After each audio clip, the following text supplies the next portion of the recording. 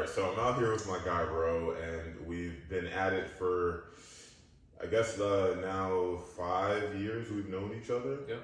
And we've done a lot of work together in terms of movement and just kind of enhancing the way Ro's body is just functioning. And it's been a real journey to work together and honestly teach each other a lot of things about just how the body works, about how movement occurs and is originated, and just some of the principles behind that. So just wanted to get Ro on here, chop it up a little bit about the work that we've done together, chop it up about how he's really seen success in all the areas of fitness, and kind of just reversing some of these injuries that a lot of times people say are irreversible or that we need surgery for, or whatever it may be. So just wanted to get Ro on this, I guess, podcast or YouTube or whatever we want to call it today, and really just get some of his insights and see what kind of stuff has worked for him. So Ro, why don't you tell our beautiful audience a little bit about you, your background, where you're coming from. Obviously you got this sick Haverford basketball shirt on. Yes, sir. Hopefully, I don't know, maybe some of these people will know Haverford in Philadelphia, but just tell the people a little bit about you. Yeah, absolutely. What's going on, everybody? My name is Rohan Shukla, and like Steph said, we've been working together now for close to 5 years or so. I won't have to give the full life story here, but I guess for the context that's relevant, I'm from the Northeast. I grew up in Boston, and as Steph said, I went to Haverford College in Philadelphia. I played basketball and track and field there. So I've been a lifelong athlete. Sports has always been something that's been a really big part of my life, and something that I've really enjoyed, and it's just meant a lot to me and my sort of personality, my identity, and everything of that sort. It's something that I've continued to take really seriously, kind of after graduation. And I got into a bit of an interesting situation in college where my senior year in track and field, I had a pretty bad accident triple jumping. So it was, I can tell an abbreviated version of the story, but basically one day we had a track meet and it was raining outside. And for those who are familiar with track know that in long jump and in triple jump, you're supposed to sort of place these more slick boards into the track. And because it was raining on this particular day, the long jump board was not taken out, as triple jump was beginning. So when I was doing my triple jump, there was basically a board that was in a place it was not supposed to be and it was very, very wet because of the rain. And as I was beginning my third phase of the triple jump, I landed on this slick board that wasn't supposed to be there, and basically my whole leg snapped. I tore my LCL, and then I had partial tears to my meniscus, to my ACL, and I had a high-grade bone bruise on my femur.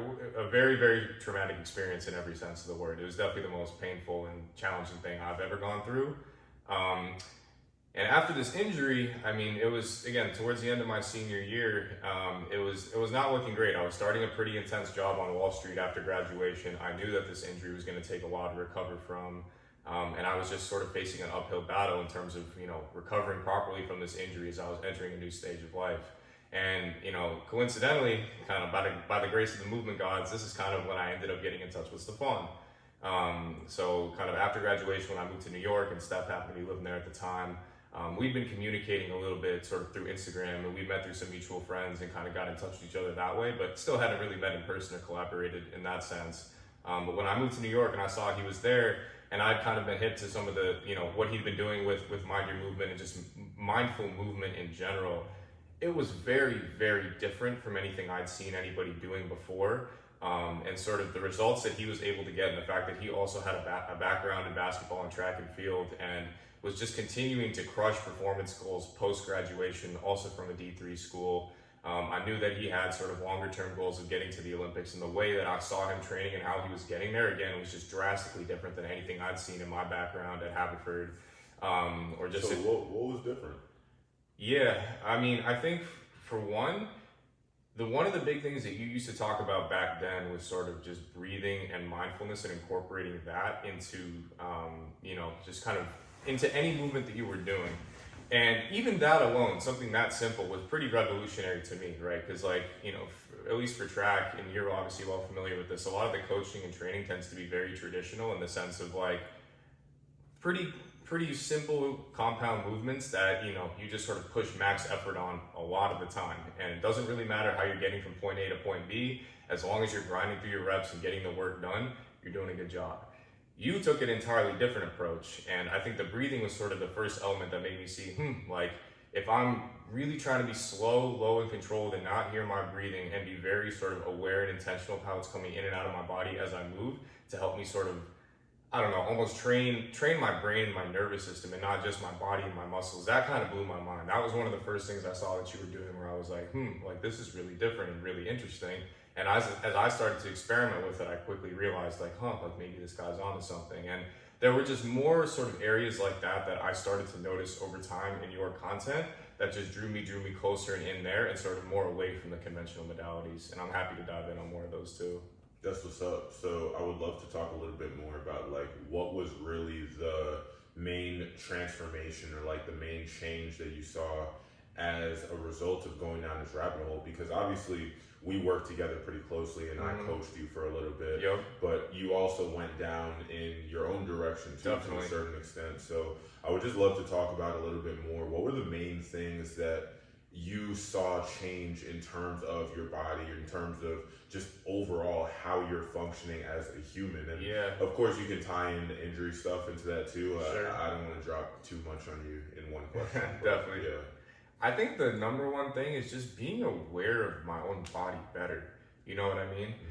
Just like full body awareness and kind of understanding sort of how everything is connected together in ways that I hadn't necessarily seen before. Again, like I came from a background probably similar to a lot of people watching this, and not even that dissimilar from Steph, where training took a very isolated approach, right? Where I initially, in my early days of late middle school and all of high school and college training, it was very sort of bodybuilding and powerlifting oriented, and then eventually got some Olympic lifting in there too. And I'm not here to, dump on other modalities by any means, but I think the level of connectedness that I found through your style of training was unlike anything that I'd ever experienced before. Let's pause on level of connectedness, because I know exactly what you mean. Sure.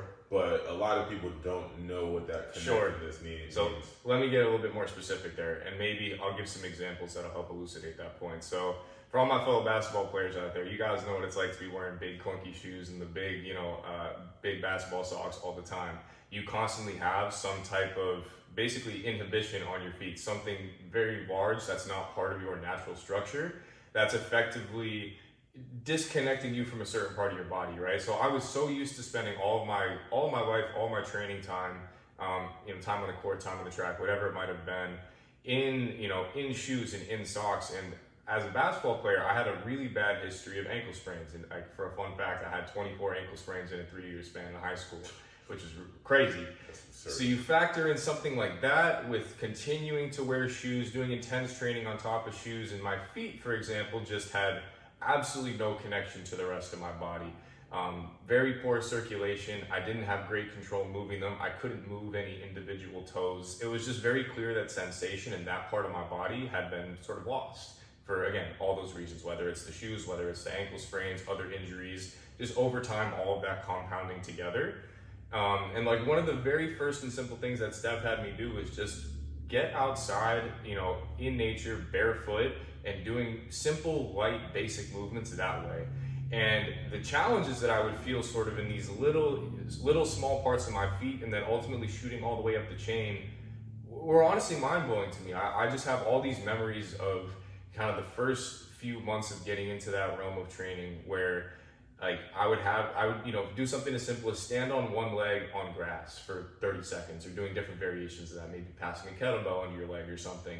And the challenge and stimulus that I would feel from that, because of all these little small parts of my body that had never been used or woken up before, just kind of all firing at once. And I kind of felt this sort of, sense of connectedness starting from the ground and shooting its way up through the body was really, really interesting to me. And then I noticed that when I would go back and then do some of my, still traditional styles of training before I'd kind of fully gotten onto this wave of training, I felt more connected. I hate to use the same word to sort of define it, but I think a lot of it stems from that concept of self-awareness, of just building connection on a neurological and physiological level to parts of your body that get desensitized from modern living and other variety of reasons. So you felt just like you were more in tune with the different areas of your body that may have shut off a little bit. Definitely in tune with them, and then also feeling them wake up almost for the first time that I could remember, to be honest. Yeah, that makes a lot of sense. And then I started noticing like structural changes as a result of that too. I mean, I noticed that, like, it was really interesting to me. My foot, as I started working with you, started to literally get wider. I noticed that it was like able to take up more surface area, grab the ground a little bit more, with just more precision. And I found that precision carried its way up the chain. And that's just, again, one example of the whole connectedness idea. But I guess it's partially physiological, but also, very much rooted in self-awareness within the body too. For sure. Yeah, that's good stuff. There was something that you said that I wanted to touch on a little bit more. So you were talking about the barefoot work and how that really got you more connected to your feet, and how you connected the feet to the rest of the chain. Sure. And you even talked a little bit about like passing a kettlebell under your leg, doing a single leg stand. A lot of people are going to hear that and they're going to be like, oh, just standing on one leg barefoot, like, yeah, I can do that. And then they try it and they might not really get what the purpose is or what they should be feeling for. So what kind of made the difference for you? Because I'm sure you did some kind of balance work in your PT's kind of offices when you went. Definitely. I think it's just the level of precision and detail that goes into the way that you're sort of doing things here. Like, sure, anyone can kind of get on one leg and sort of sloppily stand there, but are you doing it with, basically, are you doing it with proper posture and joint stacking and overall body alignment? Are you able to do it without swaying from side to side, without your hip shifting, without your knee caving in, without your foot arches collapsing? Is your head shifting forward? Are you flaring your ribs out? Are you compensating more to one side to stabilize yourself? And like all these other different compensatory mechanisms. Because one thing that I always, try to remind myself of is that our bodies really are masters of compensation, and that even in simple movements, if you really look closely at how you're doing them, you'll find these small compensatory mechanisms coming out, and then those small things in something as simple as standing on one leg are what end up getting magnified in the bigger movements and the more complicated and more ballistic movements that we do. So I think one of the big things here is just sort of developing the eye and the sense for these micro movements or shifts in my mechanics, and really focusing on mastering the most simple things that we could do, literally down to standing, with the idea being that if I can't even stand properly and there's deviations from proper mechanics there, how could I expect to do anything else properly? So that's a really good point. And I want to touch on this definition of properly, because that's another thing I think people will be confused about. Because proper posture to most people is chest up, shoulders back, head like kind of nice and like long. Like, people have very, very simple associations with posture. It's like it's oversimplified. So I guess my question to you is, what were the main ways that you were able to understand these anatomical functions better and just kind of learn to understand, oh, my body should actually be positioned like this, my rib cage should be here, my pelvis should be positioned this way? Like, what led you to being able to figure that stuff out and just kind of like learn what the proper positions are? Yeah, that's a great question. I think the big thing was having a really good system of regressed movements that could emphasize a certain concept in a way that was digestible for me at the time. So for example, like, you do a really good job with different, I guess, floor-based exercises, like different, what we call, bear crawl, plank, bird dog variations, where sort of the main focuses are on exactly this, like joint stacking across the whole body, very particular about sort of pelvis positioning, understanding how your rib cage moves in relation to that. And it's just, again, how everything is sort of oriented, but you're in a ground-based, very safe setting, and you don't have to do these exercises for super long. And I think the precision that I could put in on movements like that and regressions like that taught me how everything is supposed to feel. And then the level of connectedness and like burn and shake that I would feel from that showed me like, wow, like, I'm really weak in these positions. But when I ultimately got into them, you would also feel like a real sense of power and stability there, and just ultimately realize that it would take a while to work up. So I think having a good system of regressions is really, really important, where you can, for anybody, find a level in which they're going to be able to understand some of these different alignment concepts, and just kind of play around with them before having to do them in more advanced variations, whether that's standing or in something more ballistic. So I think that's really what it comes down to, is like giving these concepts in a way that's extremely digestible, And I think, again, a lot of the floor-based movements for me really did wonders. Yeah, that's real. So when we're talking floor-based movements and we're talking regressions, right? So a lot of people will do like a plank as like one of their characteristic core exercises, or like, I don't know, like some women might like glute bridges. Like, what have you found to be really powerful in terms of getting a little bit more specific in terms of regressions?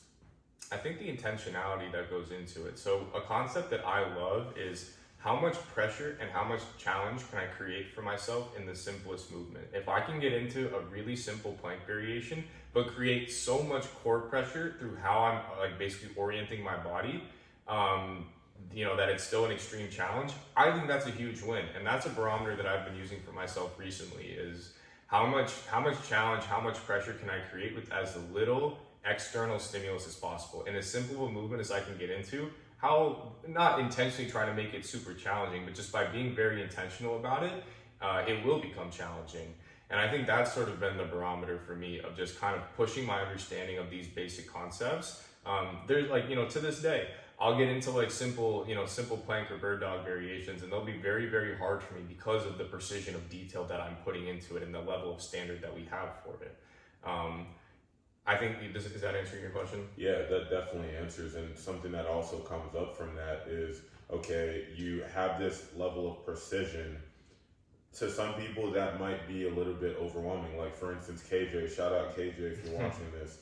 He was here yesterday, and we were taking him through some of the movements, and he felt overloaded with some of the different kinds of mechanisms and like cueing that we were giving him. Yeah. So what's been really helpful for you in starting from a place of not being so conscious to your body and not being so aware of how it should be positioned in these different movements, to being a little bit more, way more confident in how your body is moving and just functioning overall? Definitely. So I think, as important, like I very much view training as, as an intellectual exercise, but just as important is sort of the more, I guess, like, subjective side of that, of just kind of feeling your way through movements. And I find that whenever I get overwhelmed or I feel like there's too many cues or there's too many things to remember, when I get in a mindset like that, I know I'm not going to get anywhere. And kind of basically building, I guess, a reminder system in my head to say, hey, like at the end of the day, you need to feel powerful and athletic, otherwise you're not going to be. And just sometimes closing my eyes and thinking of like, if I was LeBron James right now, how would I look in this position? Something as simple as that is actually really helpful to me. So I find that when I get sort of overloaded with these cues and whatever, I just kind of try to sit back and say, hey, like, let me just feel my way through this. What is what is a position in which I feel athletic and powerful? And then if I have a coach with me, or if I have a mirror by me, I can look and say, okay, like this actually does line up with a lot of the cues that I have. And then, sometimes taking a step away from like the really, really rigorous cueing and intentions can actually help you do a better job with it.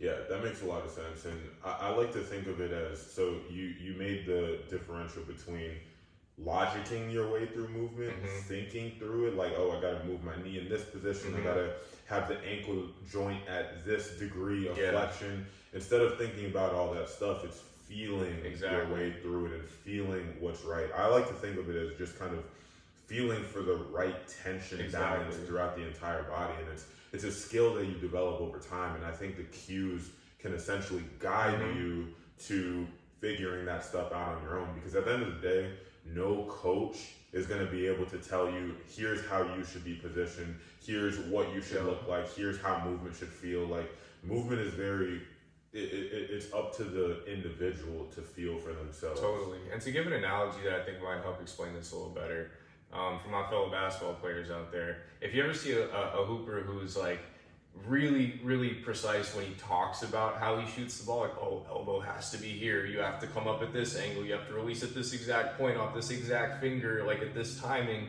they're probably not going to be a great shooter.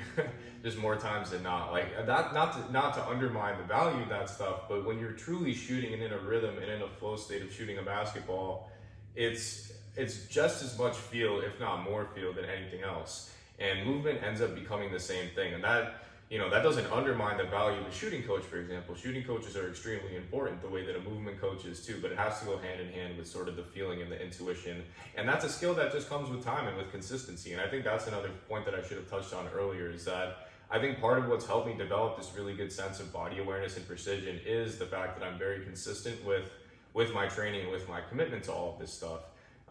It's not just something that I think about when I'm in the gym for an hour or 2 hours on a daily basis, but it's kind of an ongoing thing in the back of my head. Like how, what is the precision with which I'm sitting when I'm standing or walking? What is the level of awareness with that? Am I just sloppily kind of walking around and slamming my feet on the ground, or am I being really precise with my steps and my foot contacts and how my body orients and rotates over my feet? And I think that is kind of building over time that sort of component of my subconscious that's constantly, feeling my movement and it's almost like an AI system saying, how can I be better? How can I optimize here? What's going right? What's going wrong? Building that out over time has, I think, been the most, valuable part of any of this. Because again, the gym is great. You can get a lot done, with mindful movement in a controlled setting for an hour or two. But to the extent that you build that radar in your head to help you build that intuition and feel throughout the rest of your day, you're just going to grow at an exponential rate, compared to someone who's not doing that. That's what's up, man. Yeah, I love all of that. So why don't we shift gears slightly and just talk a little bit about where you're at now? So sure. Obviously, well, like maybe paint the picture. We spoke a little bit about where you were at before we started working together, but just paint that differential a little clearer for people in a professional sense and in an athletic sense. So I guess I'll start on the athletic side. I'll tie these two together. But to continue the story from earlier, so I mentioned, I had a pretty traumatic knee injury my senior year of college. And then I moved to New York to start a job on Wall Street, and that's, when I ended up connecting with Steph in New York City. So what was really interesting about all of this was I initially had gone to traditional physical therapy. I wasn't getting great results, which wasn't too surprising, kind of given the level of severity there and the goals that I had. I wanted to get back to much higher levels of performance than I'd ever achieved in college. So I started working with Steph in New York. I went down a non-traditional route. This was nothing, related to my insurance carrier or physical therapy or any of the sort. I wanted to try something different that I had intuition about that I thought would work. And what was crazy is one of my favorite stories to tell. So in 2020, early 2020, which is sort of when we really started kicking things off together. This is right before COVID began in New York City. I was at a place where I couldn't even really walk without a bit of a limp. And then fast forward 6 or 7 months later, keep in mind, I never got surgery on a fully torn LCL. I ended up working with Steph over, again, about a year's time frame, starting from summer of 2019, and then now we're in summer 2020. I had achieved close to a 40-inch vertical. I was jumping higher than I ever had in college. I was doing dunks that I'd never had in my lifetime. I was faster than I'd ever been before. And I'm not going to say that my body felt amazing and perfect, but it was far better than it had ever felt before. It was unbelievable progress and a rate of progress that I'd never seen by adopting completely different modalities than what I'd ever done before. So that was kind of what, I don't want to say sold me, but really showed me like, wow, this stuff is powerful. And that I don't want to necessarily call it a simple change, but a big change in my mentality of just focusing on sort of certain basic concepts and refining the underlying structure of my body before going crazy with the more intense stuff yielded returns that I never really thought were achievable. And to go to the other part of your question, so as time went on, I continued to work, on Wall Street. I worked in investment banking for Morgan Stanley. I did that for 2 years, and my second year, which was remote because of COVID, I ended up moving down to Fort Lauderdale with Stefan, and we were working and training together every day, and the rate of progression that I had there was pretty remarkable as well. And then by summer 2021, I began a new job out in Silicon Valley as a tech investor at a private equity firm called TPG, a pretty large private equity firm out in the Bay Area. So again, another very sort of intense job by traditional standards. I've had many, many weeks in my life, working 70, 80 hours a week or more, and, dealing with kind of the challenges that imparts on the body. And one of the things that, again, has made me feel so strongly about this type of training is that in spite of often having to work that much, being in front of screens, sitting for such prolonged amounts of times, and feeling the obvious stress that puts on my body, this type of training has done wonders to not only like offset some of that damage, but still help me continue to ascend and become a better athlete than I was before. And it's pretty remarkable because, again, I'm not sure if any of the audience here it works in similar industries. I'm sure there are some. You're well familiar with sort of what the typical aging progression looks like in these fields. People don't tend to age very well. And the stress and sort of the toil that can be put on the body from the intensities of these jobs is no joke. And I think the fact that, my performance has trended the way it has is a really, really good sign and clear proof that this type of training really can work even in the most, unforgiving of environments. Yeah, that's great, man. And I want to bridge into something that we were speaking about earlier in terms of 14 hours at a desk or whatever it was that we said can't undo 1 hour, or 1 hour in the gym can't undo 14 hours or 12 hours or whatever it is at a desk. I want you to touch on that a little bit. Definitely. So I think there's many folks that have that perception that, when you work that much, and there's plenty of other professions that work a lot like that too, that you're almost kind of screwed, right? Because there's no way that you could possibly spend that same amount of time on exercising, on training, on movement. So therefore, because the time ratios are not balanced out, that you're just kind of inherently screwed.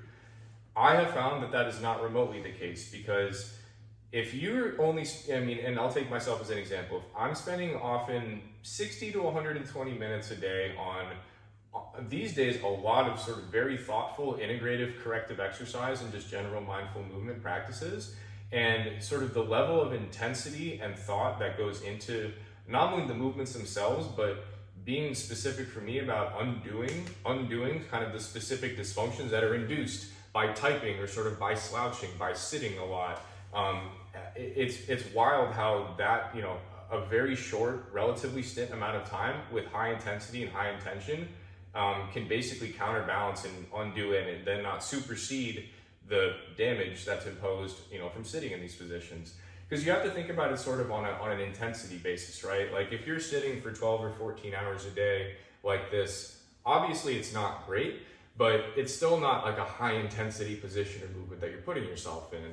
If you're to do 90 minutes or so, or even can be less, I don't want to put a specific time frame on it necessarily, dedicated, integrative, corrective movement, you will be shocked by sort of the level of change that your body is still able to make and the level of adaptations that you're able to make. And then to the extent that you're able to make that training specific to whatever malfunctions or maladaptations that your body's taken from your professions or from your other life habits, you'll be shocked by the ROI on it. The human body is pretty remarkable when you put direct intention into your training, and that, when the intensity and stimulus is there, if it's done on the right concepts, you can counteract a lot. And then on the other side of things, if you're doing an hour of heavy barbell work or even an hour of jogging, like I love exercise. I love people getting out there and exercising, and we obviously have a huge issue in America and really all around the world in terms of people being in the right physical fitness, right? And exercise, just 30 minutes a day, is a great way of achieving better health outcomes, right? The issue is that because people have these dysfunctional postures, these misaligned bodies, these movement dysfunctions, they go ahead and they do these activities like jogging, sprinting, lifting weights. All these things are just compounding the dysfunction that we already have. Unlike sitting, where maybe you have like some load on you because of the weight of your body and gravity, right? But when you add 400 pounds on your back on top of that, and you're squatting without the proper alignment, the proper movement in mind, and it's a whole nother story whether we should actually be squatting with heavy weight on our back. But if you do that with all these misalignments and dysfunctions, you're just going to be compounding and magnifying the problem. Absolutely. I've got a lot that I'd like to add to that. So I think in these high intensity industries where you've got a lot of sort of high performing individuals that are workaholics, a big outlet for them tends to be equal levels of intensity in their exercise, right? I see this all the time from my, Wall Street days and now being out here in the Bay Area. A lot of my coworkers and friends in this industry, their outlets from their jobs is very, very intense exercise. There's a lot of marathon runners, there's a lot of power lifters, there's a lot of bodybuilders, but if you're not placing emphasis and precision on, again, how your body's aligned and formed and what your posture's looking like, you're basically building a house that's going in a very crooked direction, right? If your posture's constantly coming in like this, or, pick your deviation, right? I see way too many people every day that literally are turning their frames into something like this, and then they're going out and they're running 15 miles. I am similar to what Steph said. I love that people have that intention in their lives about being active and about moving. But if we're not sort of methodical in how we do it, it can just be extremely degenerative over time. And I think this is why so many people, by the time they're reaching, call it their mid 30s or 40s, they're just in chronic pain across their bodies. And even if when they were younger they could get away with some of this, maybe not being so precise, it eventually catches up to people. And that's why a lot of people in this country and really globally age the way they do. So again, maybe it doesn't show up today. Maybe, again, I'm 26 and maybe I could get away with not doing some of this stuff right now, but I'm not confident that by 36 or 46 that would be the case. So that kind of begs the question, why not start today? That's so real. Yeah, man. With that, I think this was a great kind of little podcast interview type thing. If you have any last thoughts, or maybe let me ask you this: if you had any kind of little blurb for somebody who's on the fence about getting into this stuff, or maybe they're not completely sold yet, or I don't know, any just last piece of advice that you'd like to give people before we head off? Yeah, absolutely. I think one of the big things that my time with movement, my experience with training over the last 4 or 5 years has taught me is that, and really shown me, is that sometimes you do have to take 1 or 2 steps backwards to take 20 steps forward. And let me explain that. So for me, when I was a very, very adamant sort of power lifter, I love to just kind of embrace the David Goggins grind mentality. And there's still a little bit of a part of me that does. So I sympathize with people out there that kind of wake up looking for, to grind like that. Even if it's not the most intentional in their movement, it's just about getting it in every day. I've been there before. I know what that's like. I understand sort of the how much that can bring to you on a day-to-day basis. And I think one of the hardest things for me embarking on this journey was feeling like I was initially kind of giving up a lot of what I worked towards. That just take a step back and work on something as simple as standing on one leg. Well, if I'm going to be doing that, and that's going to be my focus, and I'm not squatting, I'm not deadlifting, my weight room numbers are going down. That was a very hard thing for me to kind of embrace initially. I felt like, I was losing progress that I'd worked really hard towards, and that because I didn't see what the end goal or what the end state was here, I was scared that I might have been, throwing away some of what my hard work my whole life had gotten me towards. But ultimately, it was taking time away from like the more intense and rigorous movements and refining the basics that opened up the possibilities for me to be better than I ever could have imagined. So what I guess the biggest piece of advice I would say is, if don't be afraid to take those couple steps back, even if it's a few months, if it's a few years. We're going to be on this planet for a long time, and you want the majority of those years to be spent really like achieving peak performance. And if your base is crooked, your ceiling is always going to be capped.